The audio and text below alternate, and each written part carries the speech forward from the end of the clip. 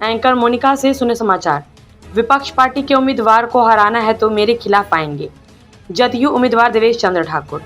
सीतामढ़ी लोकसभा का चुनाव इस बार सुर्खियों में है। लोकसभा चुनाव की गर्माहट धीरे धीरे तेज होती जा रही है। एक तरफ जहां जेडीयू के उम्मीदवार चुनाव प्रचार में अपना पसीना बहा रहे हैं, तो वहीं दूसरी ओर महागठबंधन ने इस लोकसभा क्षेत्र से अपने कोई उम्मीदवार की घोषणा तक नहीं की। सीतामढ़ी के जदयू के उम्मीदवार और बिहार विधान परिषद के सभापति देवेश चंद्र ठाकुर लगातार चुनाव प्रचार में अपना पसीना बहा रहे हैं और लोगों से वोट की अपील कर रहे हैं। इस दौरान देवेश चंद्र ठाकुर ने कहा कि लोगों का समर्थन उनके साथ है और वे रिकॉर्ड मतों से चुनाव जीतेंगे।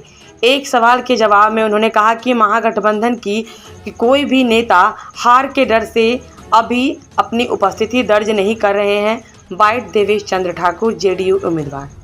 कैंडिडेट नहीं मिल रहा है विपक्षी पार्टियों को, क्या कहना चाहेंगे? अब इस पर मैं क्यों टिप्पणी करूं? मैं बड़बोला आदमी नहीं हूं। मैं अपना काम करता हूं, जनता की सेवा में रहता हूं। जो भी आएंगे अपने बेचारे जिले के ही आएंगे। अब उनके किस्मत में हारना लिखा होगा, इसलिए आएंगे। अब उससे ज़्यादा और क्या कहें। सर, क्या चुनाव लड़ रहे हैं, जीतने के बाद क्या सबसे जो भी कमी, जो भी एक सांसद के दायरे में काम आते हैं, जो अभी तक पेंडिंग है, वो सारा किया जाएगा। इसमें कहीं कोई शक नहीं है। और जिस तरह से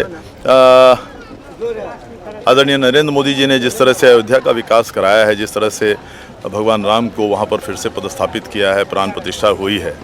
आप जानते हैं कि सीतामढ़ी के लोगों का भगवान राम से और अयोध्या से कितना भावनात्मक संबंध है।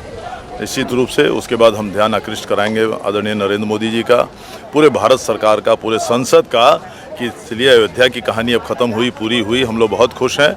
लेकिन हम लोग माँ सीता की धरती से आए हैं और माँ सीता की धरती से मुझे इतने बड़ी बहुमत से इसीलिए भेजा है लोगों ने कि अब पूरे देश का ध्यान, पूरे सरकार का ध्यान सीतामढ़ी की तरफ, माँ सीता की भी मंदिर उसी स्तर पर बने, उसी तर्ज पर बने, इसलिए मुझे यहाँ भेजा गया है। निश्चित रूप से मैं वो कहूँगा।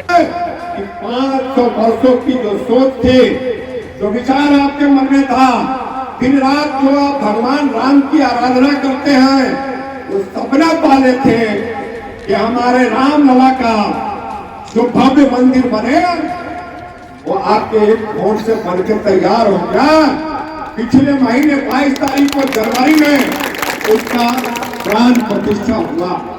एक एक घरों पर लोगों ने भगवान राम का झंडा लगाने का काम किया।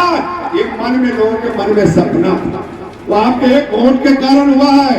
मथुरा बाकी है, वो भी होगा। साथियों, देश को आगे ले जाना है, देश को पूरी दुनिया में आगे बढ़ाना है। आज 5वीं अर्थव्यवस्था भारत बनी है, आपके कारण बनी है, और आगे 3री अर्थव्यवस्था। आश्चर्य लगता है कि क्यों नहीं गले में पहन रहा है। किसको अच्छा नहीं लगा माला पहनना? कीड़ा दिखा दिया, अच्छा हुआ, देख लिए बेचारे।